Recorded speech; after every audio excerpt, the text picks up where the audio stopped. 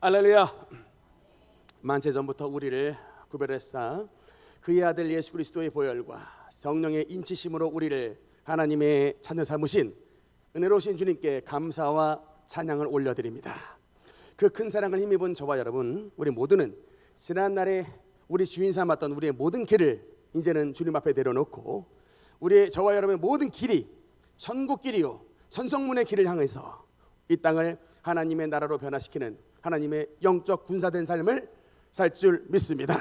그 믿음을 가진 저와 여러분들에게 은혜로우신 하나님의 성령께서 역사해 주심으로 죄의 씻음과 병고침과 은혜의 풍성함과 회복의 은혜가 함께 하시는 놀라운 은혜와 축복의 예배 시간이 되시기를 주님 이름으로 축원합니다. 우리는 지금 계속해서 신명기 말씀을 함께 나누고 있습니다. 오늘 본문은 신명기 19장의 말씀인데 오늘 본문이 어떤 말씀을 다루고 있는지 3절 말씀 우리 한번 같이 읽도록 하겠습니다. 신명기 19장 3절 한번 같이 읽겠습니다. 시작. 내 하나님 여호와께서 내게 기업으로 주시는 땅 전체를 세 구역으로 나누어 길을 닦고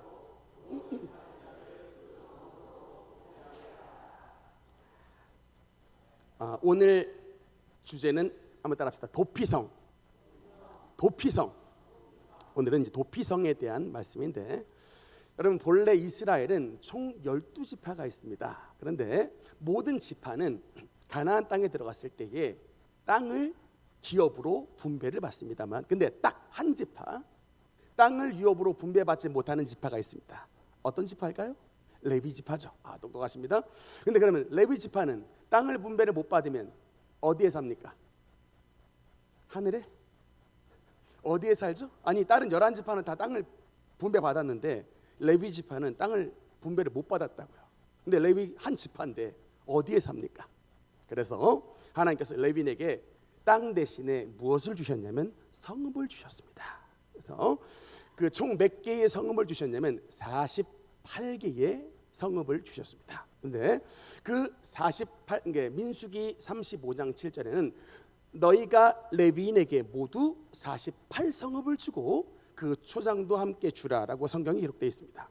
그런데 이 48개의 성읍 가운데에 하나님께서 따로 6개의 성읍을 따로 떼서 그 성읍을 도피성으로 만드셨는데, 그 도피성의 용도가 뭐냐면 살인자들이 도망할 수 있는 피난처를 제공해 주실 목적으로 주님께서 48개 성읍 가운데에 6개를 따로 떼서 도피성을 만들고 나머지 42개의 성읍에서 레위인들이 살도록 만드셨습니다.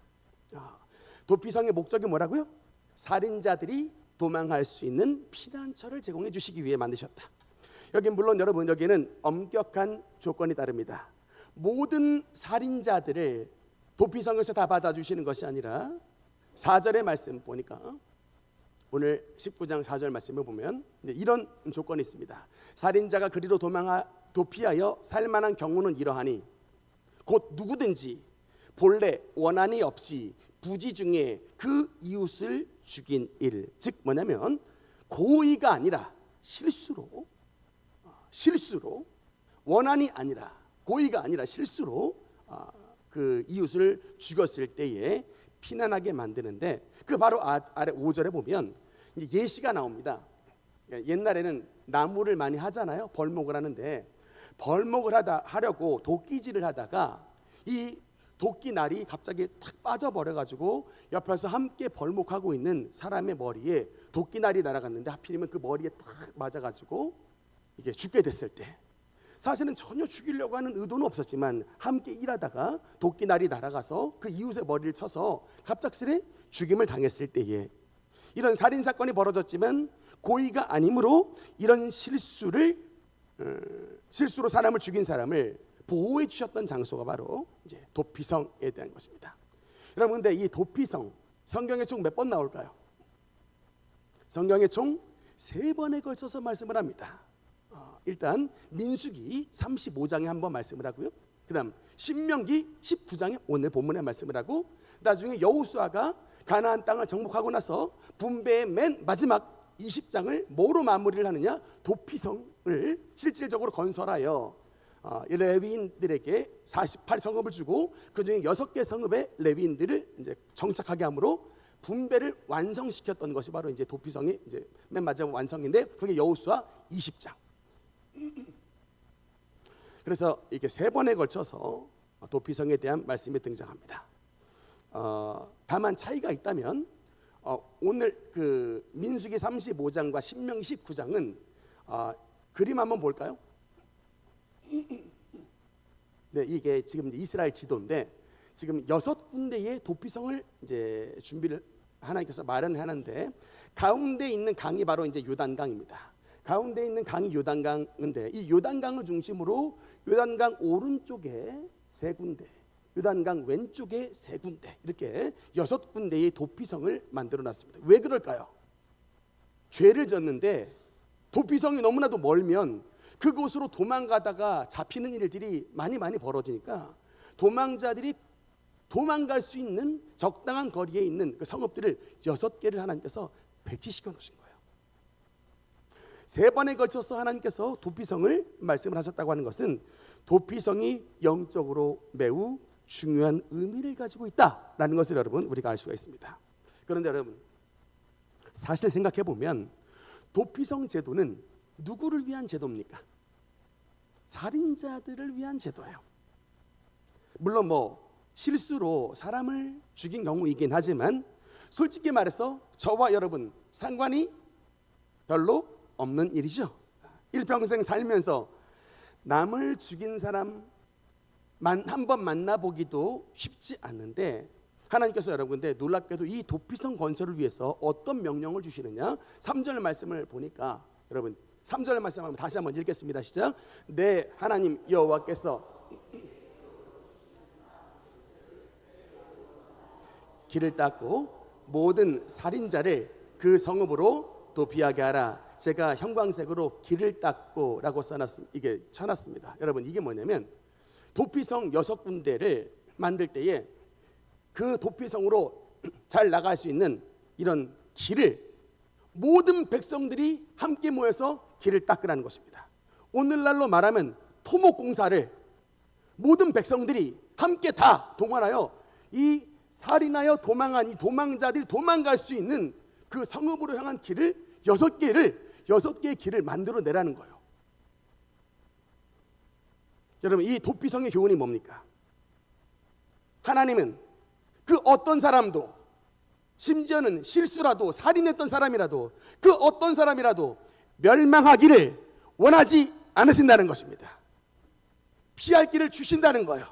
그 성읍에 도착하여 재판도 받고 억울하게 죽지 않도록 그 생명을 보존하시기를 원하셔서 하나님께서 일반 평범한 주님의 모든 백성들까지 다 동원하여 함께 길을 닦으라고 하는 것입니다. 여러분, 이것이 바로 하나님께서 성경 가운데 가르쳐 주신 원리예요. 하나님이 얼마나 약자들을 사랑하시고, 얼마나 죄인들을 사랑하시고, 얼마나 그런 살인했던 그 큰 실수를 범한 사람들까지도 그 생명을 아끼기를 원하신가? 여러분, 이 신명기 말씀 안에 하나님의 귀중한 뜻이 담겨 있는 것입니다. 이때 여러분, 지금으로 말하자면 3,500년 전이에요. 고대 시대에 여러분 평범한 사람도 아니고 평민도 신경 잘 안 쓰는 시대인데, 누가 살인한 사람의 인권을 누가 신경을 씁니까? 그런데 여러분, 우리 하나님이 살인하여 부지 중에 실수가 난 사람을 보호하시기 위하여 전 백성을 다 동원하여 길을 닦고, 여러분, 그리고 이정표를 다 만들라는 거예요. 저기가 도피성입니다. 도피성으로 갈 수 있는 이정표를 만들려요. 여러분, 그리고 그 6개의 성읍의 특징이 뭔지 아십니까? 전부 다 고지대에 있어요. 만약에 여러분 도피성이 있는데 숨은 그림 찾기 도피성이면 어떻게 해요? 도망가다가 다 죽거나 잡히겠죠? 도망가다가 다 죽거나 잡히는데, 하나님이 만드신 6개 도피성은 전부 다 고지대에 있습니다. 왜요? 바라보고 도망갈 수 있게 하나님 배려하신 거예요. 길을 잃지 않도록 이정표를 다 만들어놨습니다.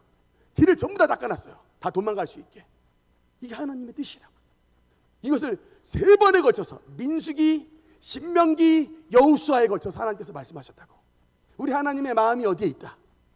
강한 사람, 잘 먹고 잘 사는 사람, 세상에서 뭐 명성 있는 사람에게 하나님께서 그들만 관심은 있는 게 아니라 세상에 있는 모든 버려진 사람들, 죄 지은 사람들, 눈물 흘린 사람들, 억울함에 있는 사람들까지 하나님께서 그들의 영혼을 돌보기를 원하셔서 온 백성이 힘을 합하여 그들의 길을 닦으라는 것입니다. 도피성에 나타난 하나님의 마음이 뭐예요? 약자들과 죄인들을 사랑하시는 하나님 아버지의 마음인 것입니다. 할렐루야. 여러분, 근데 놀랍게도 여호수아 20장 2절 말씀에 보면 이 도피성을 뭐라고 말씀을 하느냐? 여호수아 20장 2절 한번 읽겠습니다. 시작. 이스라엘 자손에게 말하여 이르기를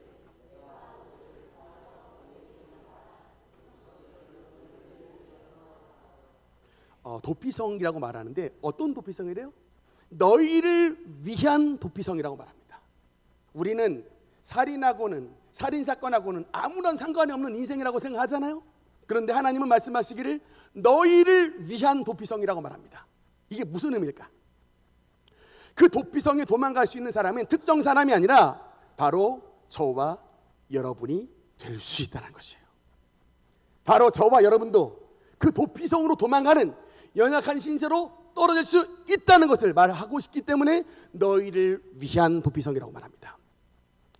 영국의 런던에서 있었던 일인데 영국 사회에서 사회적으로 영향을 끼친 명성가 20명에게 어떤 사람이 아주 괴짜가 아주 좀 심한 장난을 쳤는데 그 사회적으로 명성이 있었던 영국 사회의 20명에게 편지를 보냈습니다. 뭐라고 편지를 보냈냐면 지금 모든 것이 탄로 났음. 빨리 도피하기 바람. 그 20명에게 편지를 보냈는데 지금 모든 것이 탄로 났음. 빨리 도망하기 바람 했는데 놀랍게도 편지를 받아든 런던의 20명의 명사가 그 자리에서 날 살려라 도망을 갔다. 주랭량을 쳐서 자취를 감췄더라 라는 기록이 있습니다. 여러분 그냥 모든 게 탄로 났다. 무슨 구체적인 죄를 쓴 것도 아닌데 그 편지를 받아든 사람이 전부 다 도망갔다는 건 뭐예요? 그 명성이 있었던 20명의 사람이 한마디로 말하면 다 감추어진 죄인들이라고 하는 것입니다. 참 죄송하지만 우리도 죄인이고 여러분도 죄인이야. 우리 하나님 앞에는 온전한 사람이 없어요. 그래서 너희를 위한 도피성이라고 말을 합니다. 사진 한번 볼까요?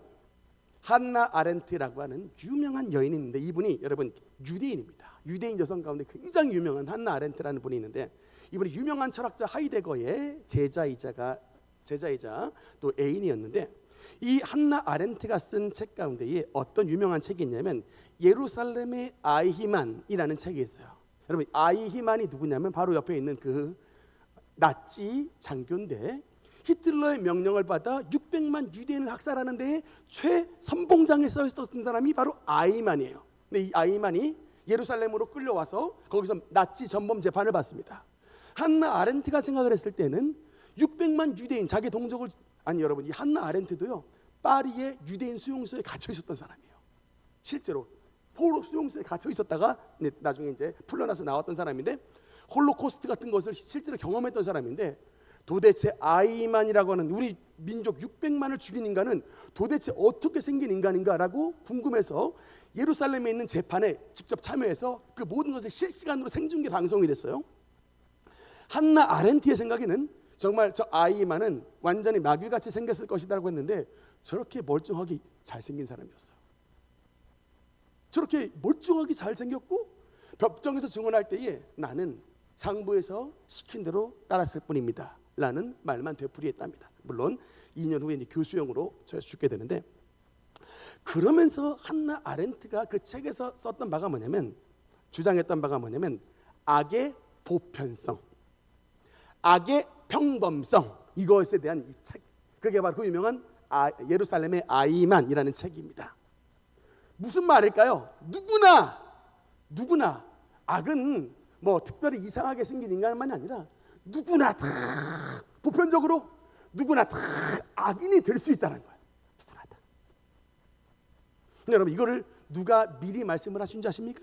바로 우리 주 예수님께서 미리 성경에서 산상수훈에서 말씀을 하셨는데 마태복음 5장 21절 말씀을 보니까 옛사람에게 말한 바 살인하지 말라 누구든지 살인하면 심판을 받게 되리라 하였다는 것을 너희가 들었으나, 근데 예수님이 교훈을 주십니다. 나는 너희에게 말하노니 이르노니 형제에게 노하는 자마다 심판을 받게 되고 형제에게 대하여 라가라는 자는 공에 잡히게 되고 미련한 놈이라고 하는 자는 지옥불에 들어가게 되리라. 여러분, 예수님은 뭐예요? 한마디로 말하면 뭐를 살인으로 주시겠다, 뭐를 살인으로 여기시겠다는 말입니까? 형제에 대해서 노하고 분노하는 그 죄를 주님께서는 살인죄로 보시겠다는 말씀이에요. 사람을 죽이지도 않았는데 어떻게 형제에 대해서 노하고 라가라고 욕하고 미련한 인간이라고 말하는 것을 주님께서 살인죄로 왜 등치시키는가? 왜 그럴까요? 여러분, 뭘 예수님께서 하셨냐면 여러분 이거예요. 여러분, 케이크 위에 있는 촛불 있죠? 케이크 위에 있는 촛불은 어느 정도로 약하냐면 우리가 그냥 한번 불면 꺼지는 불이에요.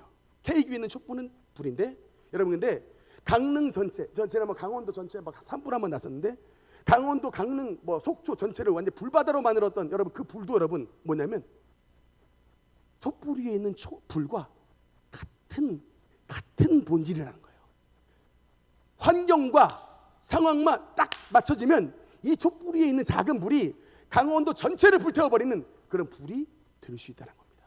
지금 형제를 향한 품었던 이런 분노가 상황이 딱 맞춰지면, 조건이 맞춰지면 형제를 진짜 죽일 수 있는 실질적인 살인으로 연결될 수 있기 때문에 주님은 마음속에 있는 분노와 마음속에 있는 혈기를 살인의 동기로 보시는, 같은 질로 보시는 겁니다. 그래서 우리 모두 예수님 앞에서 주님을 피난처로 하는 도피성이 필요한 존재인 것입니다. 여러분, 피난처 대신 주님을 만나야 남을 사랑하고, 피난처 대신 주님을 만나야 남을 보호할 수 있는 능력이 우리 하나님께로부터 임하게 되는 것입니다. 소설책 유명한 빅토르 위고의 레미제라블이라고 하는 소설이 있습니다. 이 유명한 주인공 장발장이죠. 이 장발장이 이제 빵 하나 훔친 죄목으로 19년 동안 감옥에 들어가서 썩다가 나왔는데, 이제 이제 19년 만에 탈옥했던 사람이 무슨 돈이 있겠습니까? 그런데 나흘간 헤맸던 이 장발장을 한 주교, 참 선하고 착한 주교가 이 장발장을 받아줬는데, 놀랍게도 이 장발장이 그 주교의 은혜를 원소로 갚습니다. 그 주교에 있었던 은접시를 훔쳐다가 달아났는데 이게 또 역시 경찰에게 붙잡히게 되었습니다. 그래서 출소하자마자 또 도둑질했던 자를 이제 현장 검증하기 위해서 끌고 이 주교의 집에 왔는데, 근데 이 상황에서 장발장이 감히 주교의 얼굴을 쳐다보지도 못하고 고개를 숙이고 있는데, 이때 탁 반색을 하면서 주교가 뭐라고 말을 했습니까? 장발장, 왜 내가 은촛대를 같이 넣어놨는데, 내가 은접시랑 은촛대를 같이 넣어놨는데 왜 은접시만 가지고 가고 이 은촛대는 놓고 갔는가?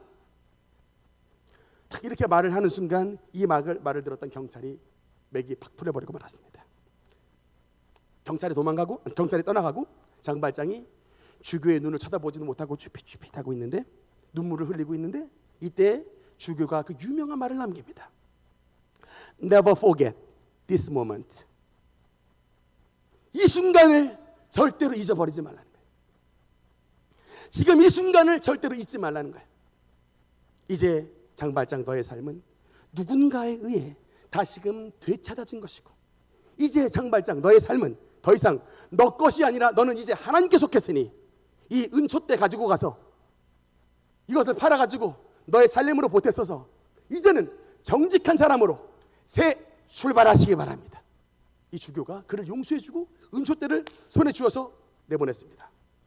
그 어떤 것으로도 변화시킬 수 없었던 증오의 사나이 장발장이 이 주교의 사랑을 경험하고서 하나님의 사랑을 경험했던 거예요. 은혜를 원수로 갚았던 자신의 그 죄까지 용서해 주신 그 주교의 사랑을 체험하고서 그 주교 앞에 참회하면서 새 사람이 되기로 결심했습니다.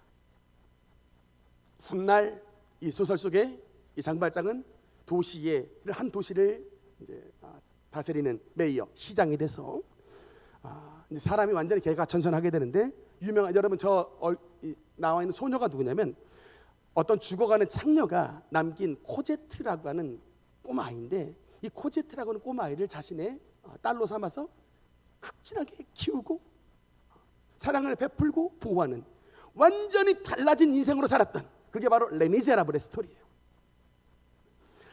사랑하는 성도 여러분, 누가 남을 품으며 누가 남을 사랑하며 누가 남에게 피난처의 삶을 살아갈 수가 있느냐? 우리 주님으로부터 피난처 되신 하나님의 은혜를 누린 사람이 그런 은혜와 사랑을 나타내는 것입니다. 유명한 성읍이 있습니다. 여러분, 이게 독일의 마르트부르크라고 하는 성인데, 제가 전에도 설교 말씀 몇 번 나눴지만 제가 나중에 독일에 한번 가보면 저 성읍을 꼭 한번 가보고 싶습니다. 어떤 성이냐면 여러분, 마틴 루터가 피신해 있던 성읍인데, 여러분 우리가 찬송가 초대에 불렀던 찬송가 585장 내 주는 강한 성이요 방패와 병기 되시니 큰 환난에서 우리를 구하여 내시리로다. 여러분, 이 찬송가가 루터가 작사하고 작곡한 거예요. 루터가 음악도 잘하셨어, 작곡까지 하셨다니까요. 근데 여러분, 이 찬송가 위대한 곡이 어떻게 나왔냐 그러면 이 바르트부르크라고 하는 이 성에서 종교 개혁을 일으키겠다고 지금 사람들이 잡아가지고 당장 불질러 버리겠다고 막 루터를 찾고 있는데, 이 선제후가 루터를 저 성읍에 피신시켜줬어요. 그래서 2년 동안 그 성읍에 피신해서 지냈는데, 그때 여러분 2년간 피신하면서 루터가 성경을 독일어로 최초로 번역을 하게 됩니다. 우리가 여러분 지금 한글로 성경을 이게 그냥 갑자기 된 게 아니라 저 루터가 독일 말로 성경을 처음으로 번역해서 이제는 모든 사람이 자국의 언어로 성경을 볼 수 있는 은혜의 시대가 열려지게 된 거예요. 근데 그 은혜를 물론 선제후가 자신을 지켜줬지만, 이 은혜를, 이 피난처가 되신 은혜를 바로 하나님이 나에게 베풀어 주셨습니다 라고 항상 신앙을 고백했던 거예요. 다시 바로 루터의 신앙 고백인 것입니다. 할렐루야. 오늘 말씀을 듣는 우리 모든 성도님들에게 우리 하나님께서 피난처가 되어주시고 하나님께서 도피성이 되어주신 하나님의 놀라운 은혜와 능력을 체험하는 저와 여러분의 삶이 되시기를 주님 이름으로 축원합니다. 그런데 여러분, 주님의 도피성의 은혜를 누리기 위한 중요한 두 가지의 조건이 있습니다. 여러분, 이게 도피성의 은혜가 저절로 임하는 게 아니라 두 가지의 중요한 조건이 충족이 돼야 되는데, 그중에 첫 번째 민수기 35장 15절 말씀입니다. 같이 읽겠습니다. 시작. 이 여섯 성읍은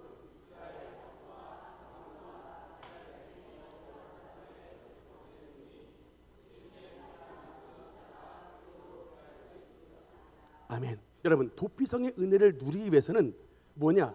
범죄했던 자리에서 일어나 주님의 도피성이 있는 그곳으로 달려가야 되는 것입니다.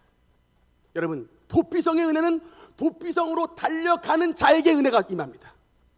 많은 사람들이 죄를 저질고 실수를 저질고 많은 사람들이 여러 가지 삶의 환난과 어려움과 재앙을 만난 그 자리에 머물고 있기 때문에 하나님이 주신 보호하심의 은혜를 못 누리는 거예요. 도피성의 은혜를 누리려면 하나님이 만들어 오신 6개의 도피성으로 열심을 다해 달려가야 되는 것입니다. 그러고 보니 여러분, 신약 성경에 보니까 모든 은혜의 주인공의 특징이 뭔지 아십니까? 도피성 대신 예수 그리스도 앞으로 나왔어요. 혈루병 걸린 여인 12년 동안 몸에 유출병이 있었는데, 혈루병 걸린 여러분 엄청난 빈혈에 시달리는 거예요. 우리같이 멀쩡한 사람들도 움직이기가 쉽지 않은데 저기 멀리 계신 예수님을 만나러 몸에 유출병과 빈혈 증세로 시달리는 그 혈루병 걸린 여인이 모든 사람을 다 제키고 기어이 예수 그리스도의 옷자락을 만져버린 거예요. 도피성 대신 예수님께로 나온 것입니다. 여러분, 성경 안에 있는 모든 사람들이 돌파의 영성, 돌파의 믿음 가진 사람이 바로 이거예요. 중풍병자를 든 그 침상을 든 4명의 친구도 길이 막혔을 때 여러분 지붕을 뚫고 들어가잖아요. 길을 내버리잖아요. 뭐예요? 도피성 대신 예수님을 만나야 도피성 대신 예수님 앞에 도망가니 은혜와 축복의 문이 열렸던 것입니다. 사랑하는 성도 여러분, 마음속에 죄책감과 삶의 재앙과 가정의 어려움이 있습니까? 우리 십자가 예수 그리스도의 도피성 대신 그 은혜로 달려가서 하나님의 놀라우신 은혜와 축복을 체험하는 우리 모든 성도가 되시기를 주님 이름으로 축원합니다. 한 가지 더 중요한 조건이 있습니다. 여호수아 20장 4절, 도피성 앞에서 무엇을 행해야 되느냐? 여호수아 20장 4절 읽겠습니다. 시작. 성읍들 중에 하나에 도피하는 자는 그 성읍에 들어가는 문 어귀에 서서 그 성읍의 장로들의 귀에 자신의 사건을 말할 것이요, 그들은 그의 성읍에 받아들여 한 곳을 주어 자기들 중에 거주하게 하고. 첫 번째, 여러분, 이게 도피성의 은혜를 누리기 위해서는 두 가지의 조건이 충족돼야 되는데, 하나는 도피성으로 달려가야 돼요. 근데 달려갔다고 끝이 아닙니다. 도피성이 입구에 딱 도착하면 누가 서 있습니까? 당시에 레위인 장로님들이 도피성 입구에 서 있어요. 그래서 아무나 들어보내지 않습니다. 살인한 모든 사람들을 들어보내지 않습니다. 내가 산에서 나무를 하다가 도끼날이 갑자기 빠져가지고 그 도끼날이 옆에서 나랑 같이 벌목하고 있는 이웃의 머리를 맞아서 죽게 됐는데 내가 너무나도 놀라 경황 중에 여기로 뛰어오게 되었습니다 라고 자신의 사건을 뭐예요? confess. 뭐합니까? 자신의 사건을 고백하는 거예요. 자신의 죄와 자신의 허물을 고백하는 순간 도피성의 문은 열려지게 되는 것입니다. 여러분, 입술의 고백이 아무것도 아닌 것 같죠? 사람이 마음으로 믿어 의에 이르고 입으로 시인하여 구원에 이르느니라. 여러분, 우리의 삶에 어느 때 천국의 문이 열릴까요? 우리의 입술로 예수 그리스도를 주라 시인하면 닫혔던 은혜의 천국의 문이 열려지게 되는 것입니다. 안 믿는 사람들은 절대로 입술 안 열어요. 예수님 안 믿는 사람 절대로 입술 열어서 예수님을 나의 구주라고 고백하지 않습니다. 아니, 지옥과 천국을 가르는 이 분기점에, 이 갈림길에 한마디만 하면 되는데, 여러분, 근데 왜냐하면 마음으로 믿어 의에 이르기 때문에, 마음에 안 믿어지면 안 열린 겁니다. 예수님을 주라고 시인할 수 있는, 그게 마음에 진짜 믿겨져야 입으로 시인하여 구원에 이르는 것입니다. 여러분, 그리고 예수님을 주라 시인했던 그 입술을 벌려서 뭘 고백해야 돼요? 이 성읍 앞에서 자신의 지난날의 허물과 죄를 주님 앞에 컨페스해야 돼요.